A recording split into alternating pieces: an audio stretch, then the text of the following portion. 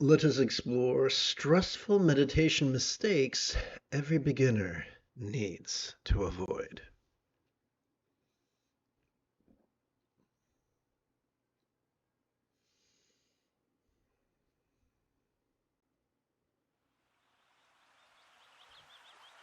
Let us relaxingly recite this together.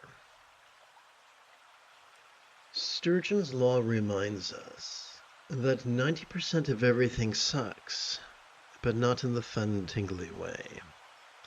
This includes humanity, even those who fancy themselves teachers of meditation. According to Buddhist mythology, Gautama, who was known as the Buddha, was rather flexible, loving, rational, laid-back, lucid, egalitarian, cooperative, and kind.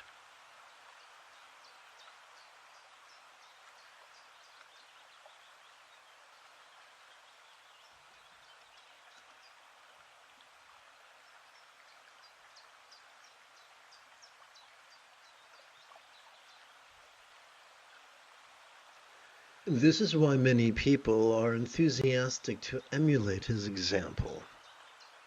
Many people, that is, other than his foolish cousin, Devadatta.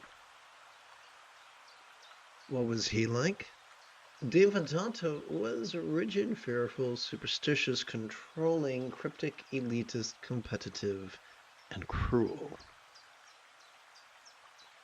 Gautama's path could be described in many terms, including yin, or spiritual matriarchy, and Devadatta's as yang, or religious patriarchy. Statistically, the majority of meditation teachers unwittingly follow in the footsteps of the Buddha's foolish cousin. Therefore, it should come as little surprise that these individuals implore their students to actively focus and analyze. They might even use labels like analysis, contemplation, vipassana, samatha, concentration, focus, or even mindfulness, even though that final term is often woefully misapplied. The only way to practice either active focus or The only way to practice either active focus, active analysis, or both is to rely upon discrete neural pathways such as those found in our medial prefrontal cortex or our dorsolateral prefrontal cortex.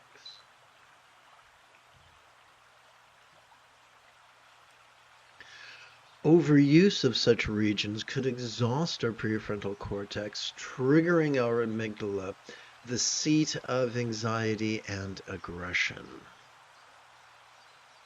This is clearly antithetical to the peace, love, and joy that lure us into what we hope is the Buddha's path of meditation.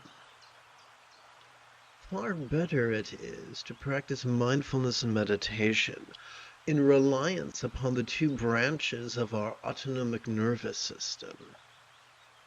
For doing so could calm the anxiety and aggression of our amygdala, as well as excite the empathy of our anterior cingulate gyrus. With consistency, it could even cause our choices, utterances, and deeds to habitually flow from the right or effortless effort of love's centered spontaneity. This is why the Buddha taught mindfulness and meditation.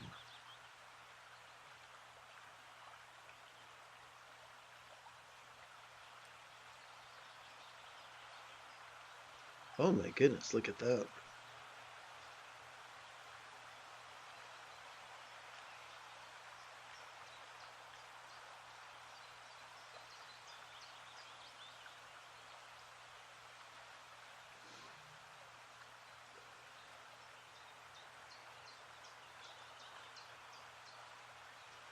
And now let us prepare to shift gears.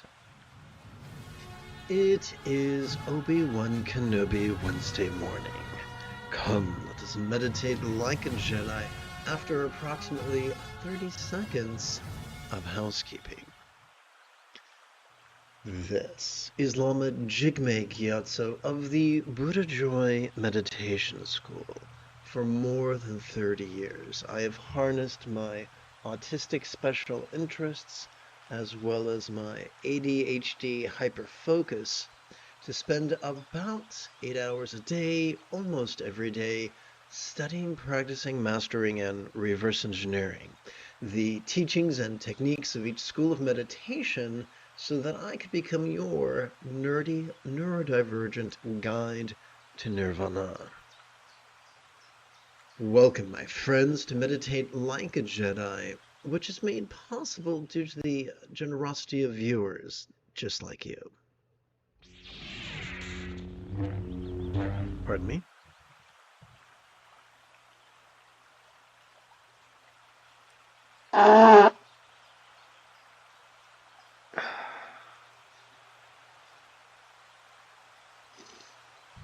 Oh yes, all class, all the time.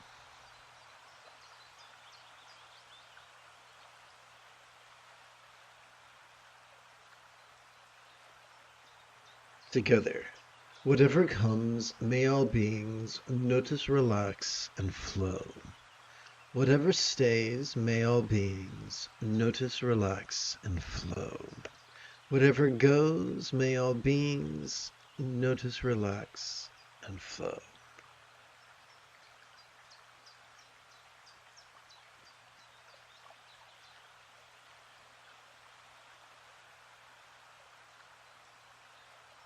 As we rest the great knuckle at the base of our right index finger upon the tip of our left index finger, palms up in our lap,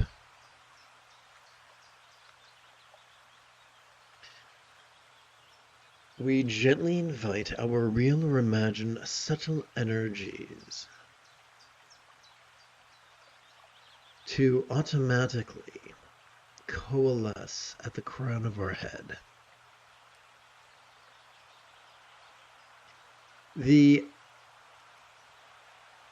To practice the essence of mindfulness, silently and mentally recite the verb noticing during each inhalation.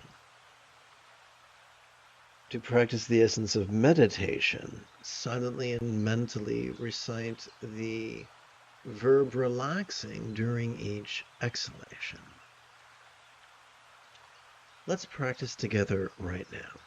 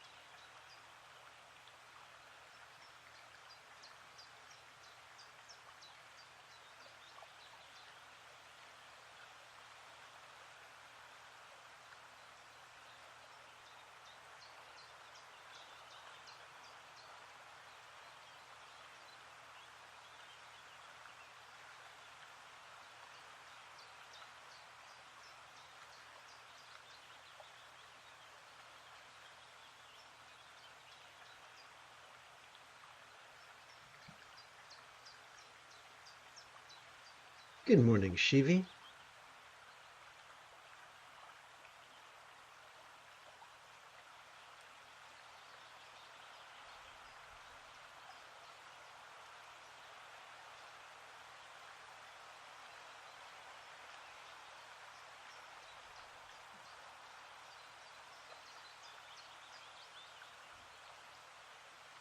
So let's recite an excerpt from the vast expanse of the diamond mind, diamond-like mind, composed 14 centuries ago by Prahe translated from the Tibetan by Chokyal Namkai Norbu, translated from the Italian by Adriano Clemente, adapted and amplified by yours truly.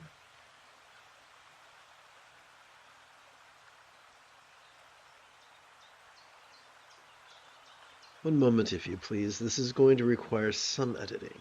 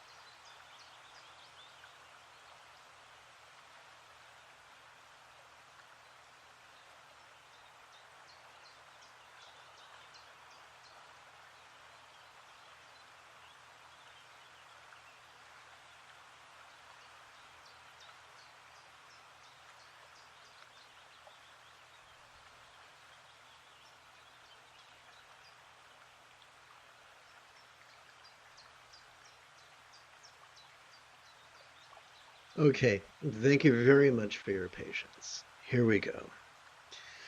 The path of purity that leads higher and higher does not correspond to the nature behind action.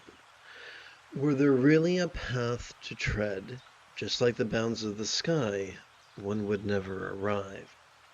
So in the Geleg, or Yellow Hat sect of Tibetan Buddhism, they teach something called a Lam Rim, or a gradual path. And in the other sects, they teach a Ngondro, which basically is the same thing. Half of, a portion of it being sutric, another part being tantric, highly ritualistic. And they teach that first you have to jump through these hoops before you can practice Hatha Yoga, or the essence of meditation. And the author of this text is saying, nuh-uh,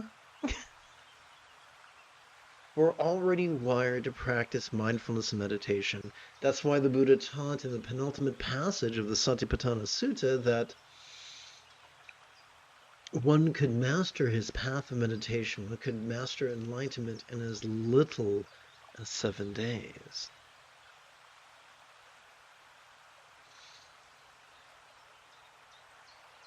The path of purity that leads higher and higher does not correspond to the nature behind action. Were there really a path to tread, just like the bounds of the sky, one would never arrive. There is a series of sci-fi novels. I think it's by someone named Nivens. I forgot his first name. They are the Ringworld series of novels, and there is, Earthling astronauts find a world with an artificial ring around it, and someone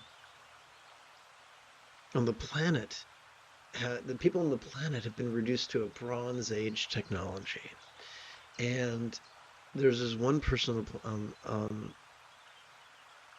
the planet who's like, I'm going to go on a heroic quest to find the end of the ring. And the problem is that by definition, a ring has no end. So he'll always be walking around the planet following the ring, heroically, of course. Similarly, trying to contemplate our way to nirvana won't work. It will just exhaust our prefrontal cortex, trigger our amygdala, and buffet us with even more anxiety and aggression.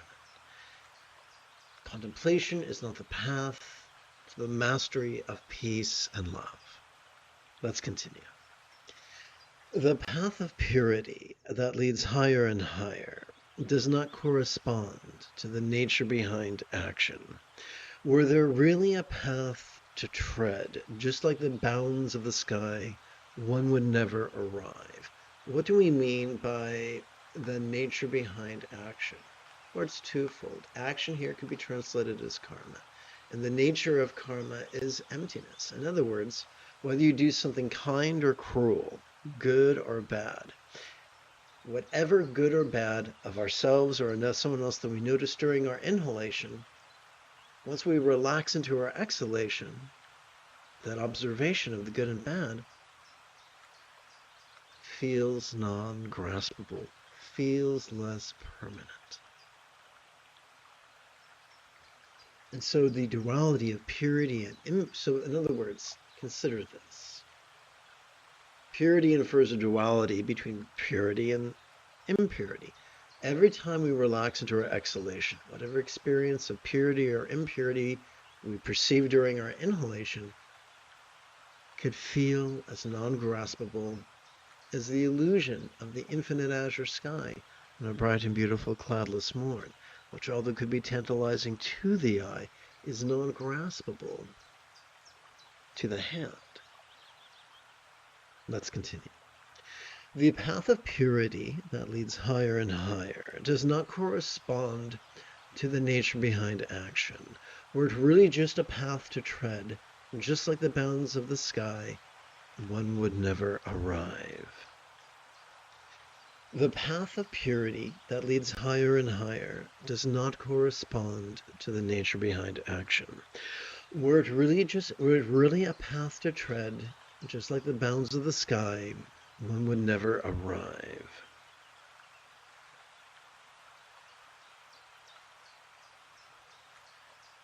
The path of purity that leads higher and higher does not correspond to the nature behind action.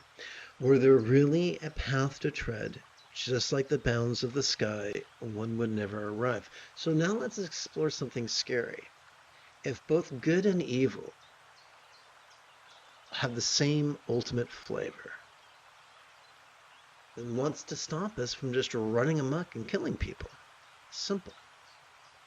The more we authentically practice mindfulness and meditation, the more our anterior cingulate gyrus is stimulated. The proper practice of mindfulness and meditation evokes empathy. We are wired for empathy, and so empathy becomes a barometer of our mindfulness and meditation. If we are ready to just grab a hammer and just go Ted Bundy on our neighbors, then our empathy is not doing really good right then.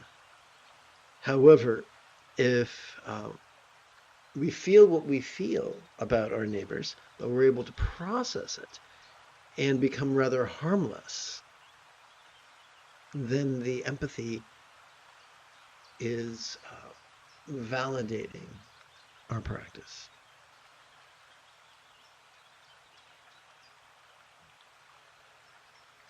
Let's see here. I'm going to tap button 9.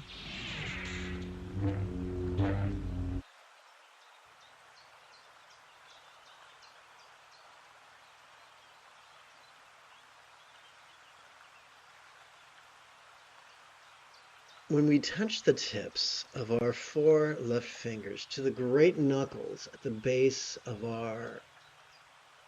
the great knuckles of our right hand, and when we invert this, palms up in our lap, we gently invite our real or imagined subtle energies to automatically coalesce at the region of our throat that feels as if it tightens just before we cry. Like many neurodivergent students, I was deeply frustrated in elementary school and would often cry during class. I wanted so much to be brilliant, but I couldn't pull it off.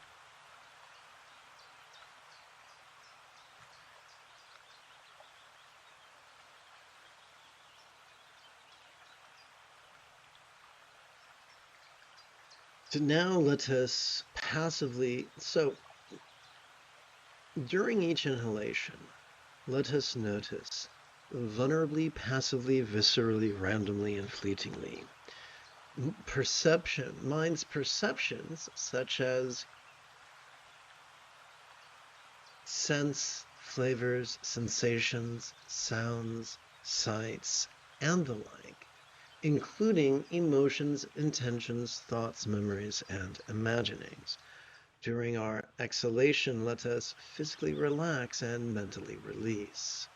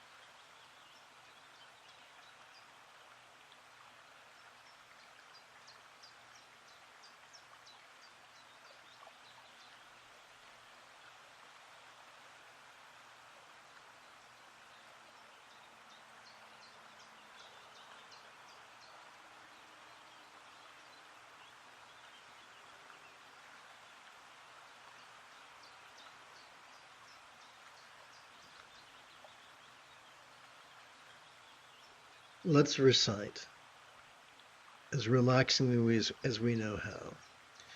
The authentic condition being thus. By being shown as it is attained. What does that mean? Authenticity. We hear a lot of authenticity. It's a popular scam. Someone comes up to you and says, I don't think you're being very authentic, but for, several $100s, I can help you be authentic. Really? Because I'm about to authentically beat your ass. I had a roommate who was bilked by one of those people. I tried to warn them, but, they're con men, and they all have the same script. It's the damnedest thing. Anywho, every time we breathe in, our sympathetic nervous system is wired in such a way that it helps us to notice vulnerably, passively, viscerally, randomly, and fleetingly. That vulnerability is authenticity. That's what we observe as we breathe in.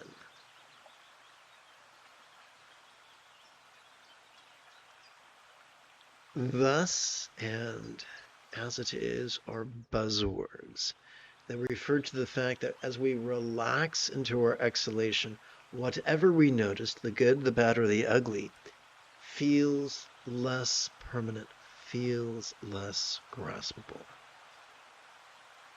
Together. As it is the very essence. Its manifestation arises from it. Marvelous. In Tibetan, there's a phrase, "Emaho," which can be translated as, "Oh, how marvelous."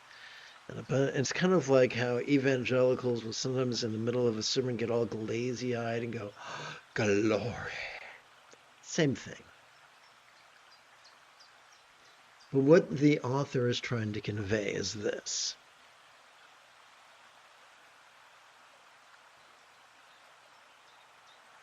Even though as we relax into our exhalation, we viscerally experience. So all things, being and phenomena, have the same non-graspable nature. And yet as we breathe in, we explore their duality. And so just like the pendulum of a clock swings back and forth, between our inhalation and our exhalation, we experience duality and oneness, duality and non-duality.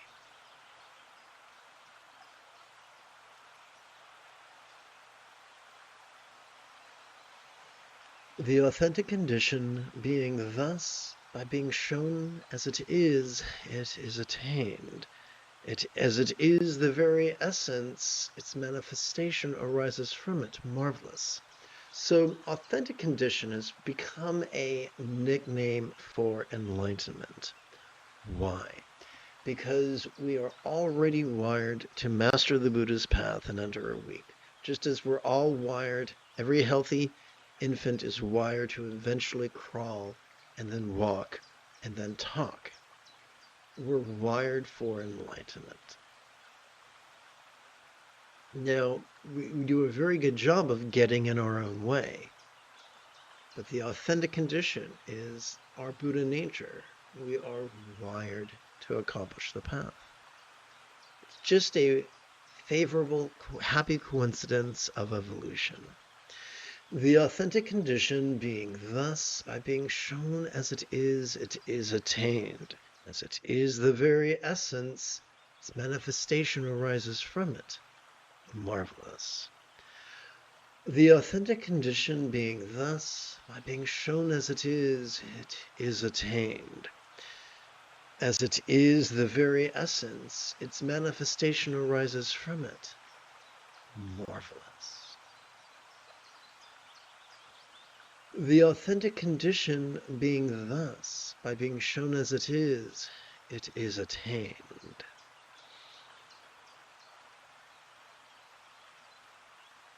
As it is the very essence, its manifestation arises from it. Marvelous. The authentic condition being thus, by being shown as it is attained. As it is the very essence, its manifestation arises from it. Marvelous.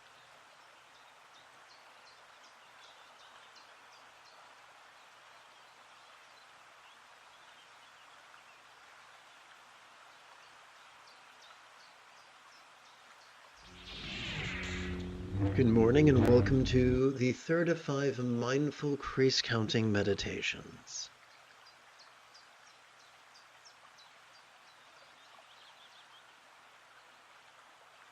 As we rest the great knuckle at the base of our right middle finger upon the tip of our left middle finger, palms up in our lap,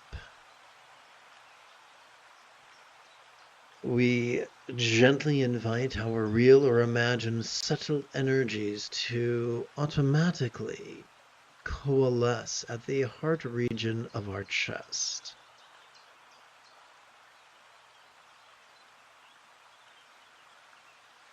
The most efficient way to practice mindfulness is to silently and mentally recite the verb noticing during each inhalation. And the most efficient way to practice meditation is to silently and mentally recite the verb relaxing during each exhalation.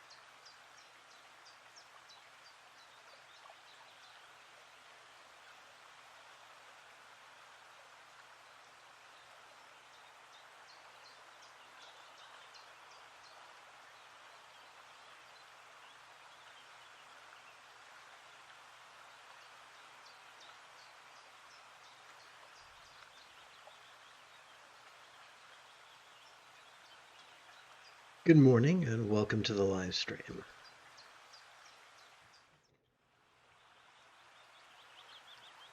Together let us chant an excerpt from the most ancient known Dzogchen text or Ati-yoga text. It was composed by someone named Prahe Vajra, who was a Buddhist reformer, because Buddhism had, like most organizations, gone off into the weeds. So quick like a bunny, I get to push the right button, hopefully.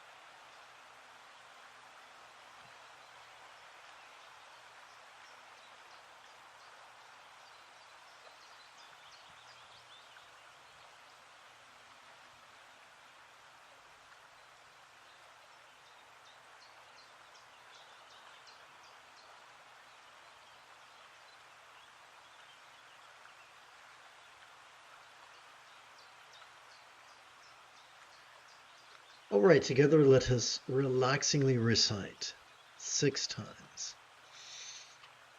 Time past and time present are the authentic condition.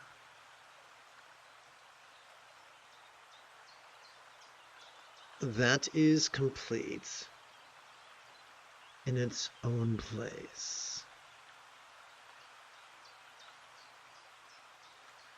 Likewise, its path is the same.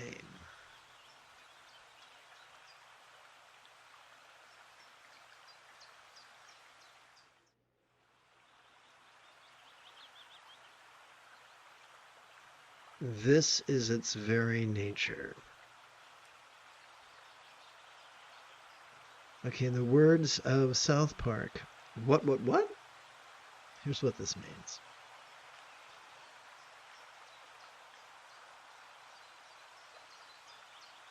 There are 2 types of folks.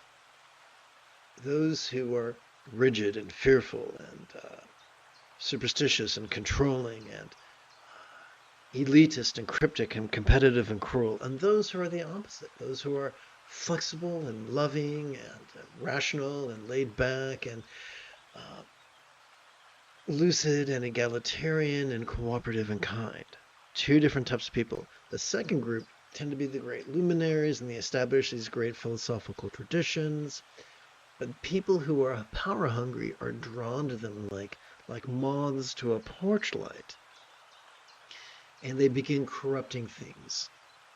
Often accidentally, sometimes maliciously. One of the corruptions is mistaking mindfulness for concentration. Concentration is active and rigid. Mindfulness is just passively noticing. Vulnerably, passively, viscerally, randomly, and fleetingly. Just being vulnerable to the present moment. So the people who confuse mindfulness with concentration are like, oh yeah, there is only now. There is no then. You can't think about the past. You can't think about the future. Only concentrate on now. Well, that's hard work, and that's rigid, and that's got nothing to do with peace, and it's going to make us cranky. So way back in the 6th century, the author of this text wrote that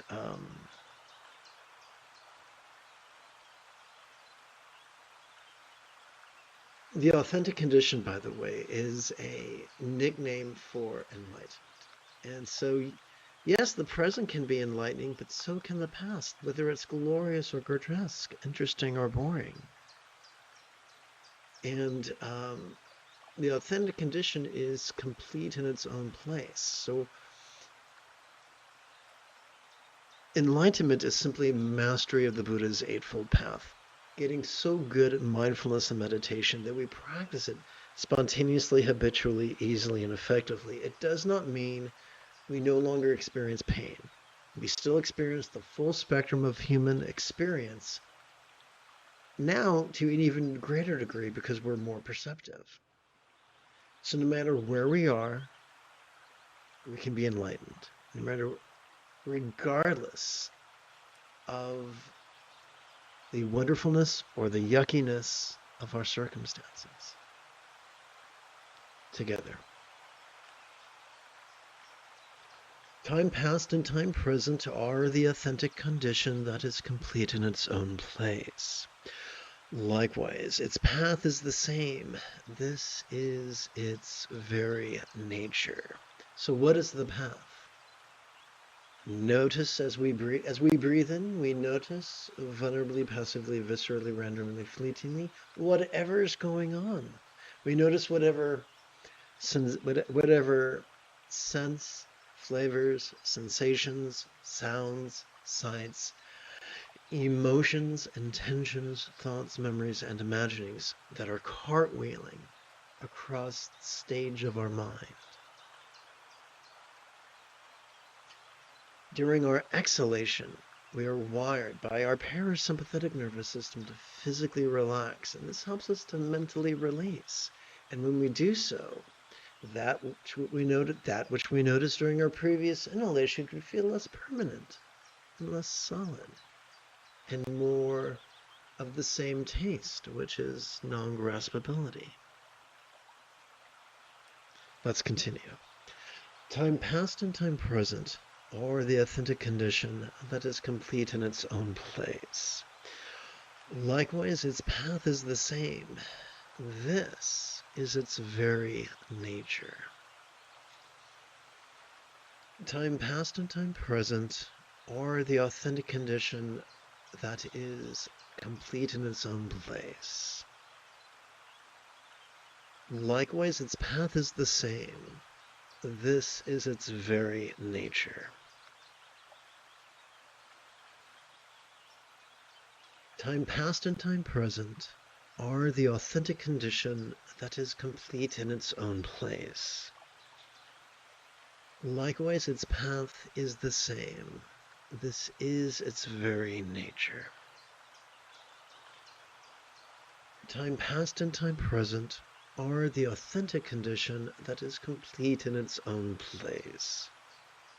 Likewise, its path is the same. This is its very nature.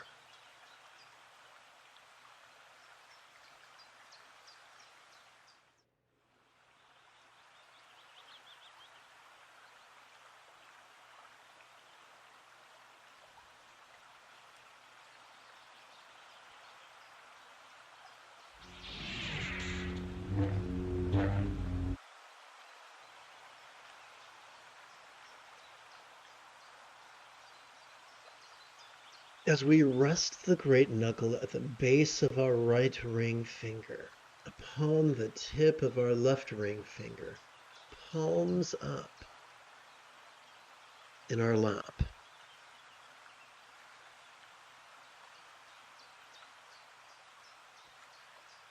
we gently invite our real or imagined subtle energies to automatically coalesce at the navel region of our mid-abdomen.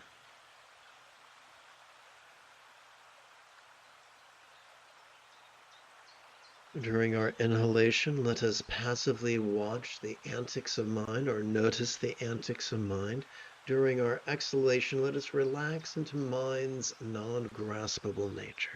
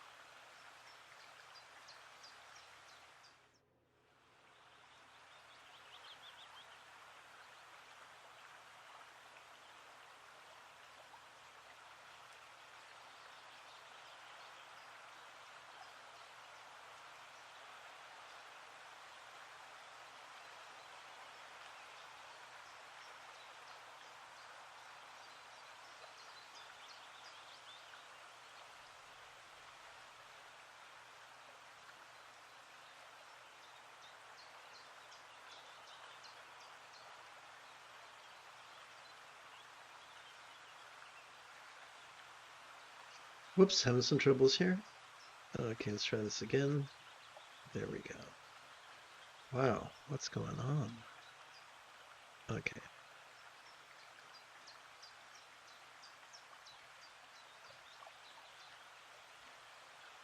$24.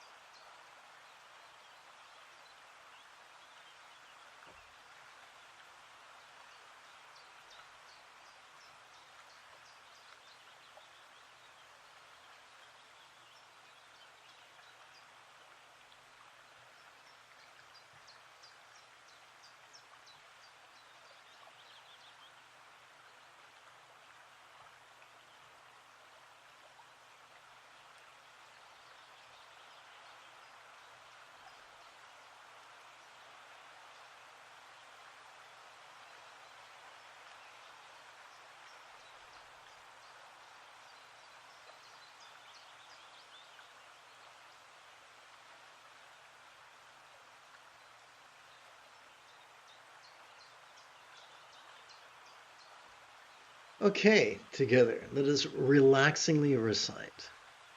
The universal path that is the same as that is like the moon and the basis of its reflection.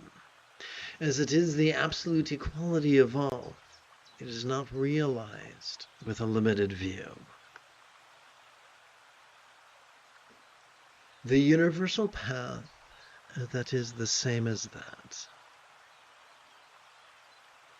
is like the moon and the basis of its reflection.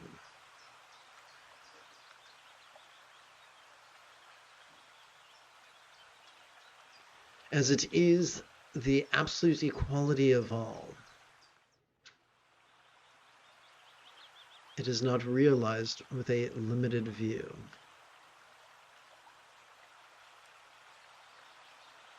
The universal path is the same as that. It is like the moon and the basis of its reflection. As it is the absolute equality of all, it is not realized with a limited view.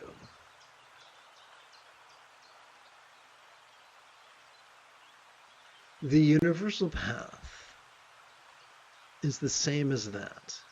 It is like the moon and the basis of its reflection.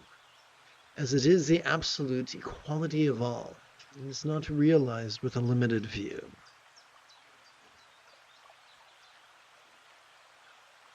So the universal path, that means the path of enlightenment, it's available to all healthy humans.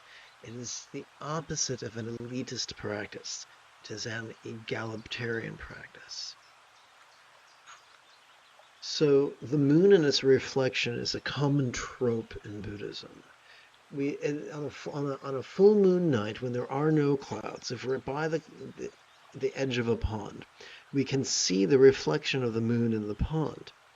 But though we reach for it with our hands, it's non-graspable.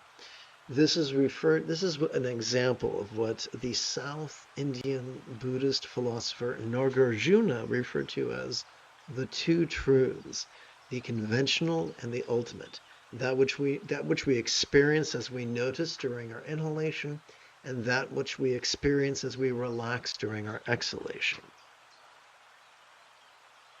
During our exhalation, everything feels equally non-graspable.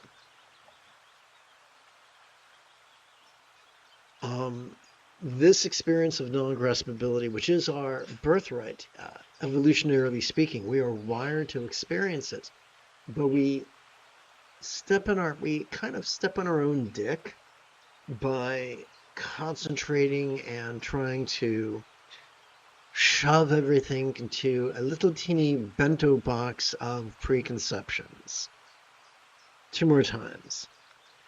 The universal path that is the same as that is like the moon and the basis of its reflection. As it is the absolute equality of all, It is not realized with a limited view.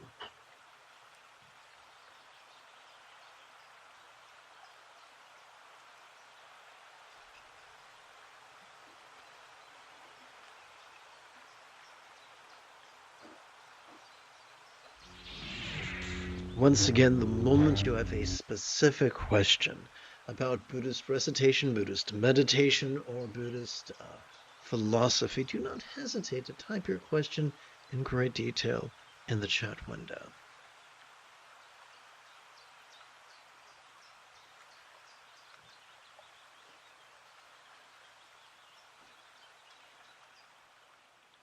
As we rest the great knuckle at the base of our right little finger upon the tip of its left little finger, palms up in our lap.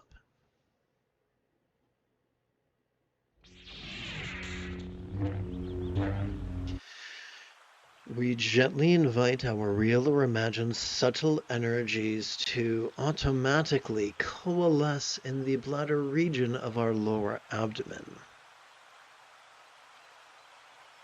This is what some people refer to as the lower cauldron or dantian. Please, if you're a Han person, please forgive my pronunciation. So, if you've just joined, I want to give you a quick lowdown on the hoedown. Every time we inhale, we are wired to access the sympathetic nervous system ensconced within the middle third of our spinal cord. This bad boy has evolved to help us to notice in a very special way, to help us notice vulnerably, passively, viscerally, randomly, and fleetingly, which is the opposite of the rigidity of concentration. But what specifically have we evolved to notice? We have evolved to notice all manner of things. The external, the internal, the physical, the mental, the pleasurable, the painful, the interesting, the boring, the glorious, and the grotesque. What do we do with that which we notice? Glad you asked. Every time we exhale, whether we know it or not, we have evolved to automatically access the parasympathetic nervous system divided between the lower third and the upper third of that same spinal cord. This parasympathetic nervous system is already wired to help us to physically relax and mentally release. So literally all we're doing in meditation is cooperating with the pre-existing neurological architecture that evolved to help us be happy, healthy, and well adjusted. You see, my friends, within our brains, in the underbrain, we have two reward systems. One is dopamine-oriented, and the other is oxytocin-oriented. The first gives us a short-term hit of pleasure when we do something competitive, like survive, and the other gives us a long-term hit of oxytocin. It makes us feel rather fulfilled when we cooperate. Due to a quirk of our evolution, we tend to get stuck in survival mode as opposed to cooperation mode. Can it get stuck in our frightened and anxious amygdala as opposed to our empathetic anterior cingulate gyrus?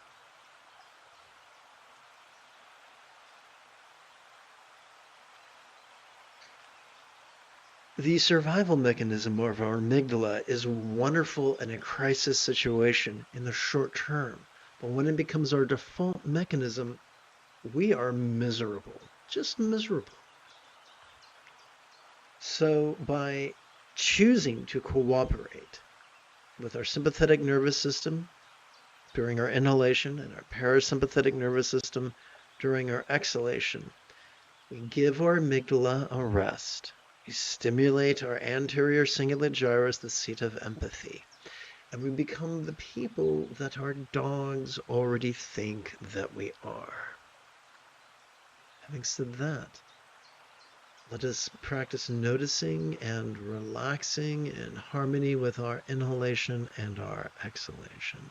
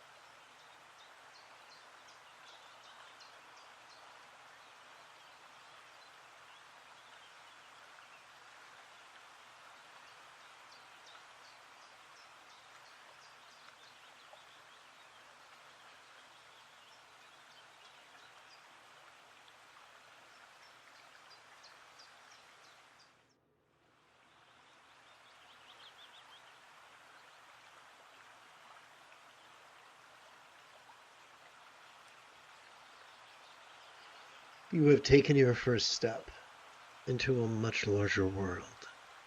If you feel that I have earned it, you could give this live stream a thumbs up. You could even help support this channel.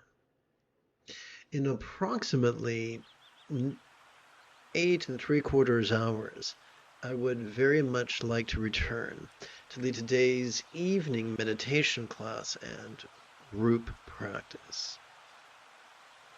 And if you are as geeky as me, may the Force be with you always.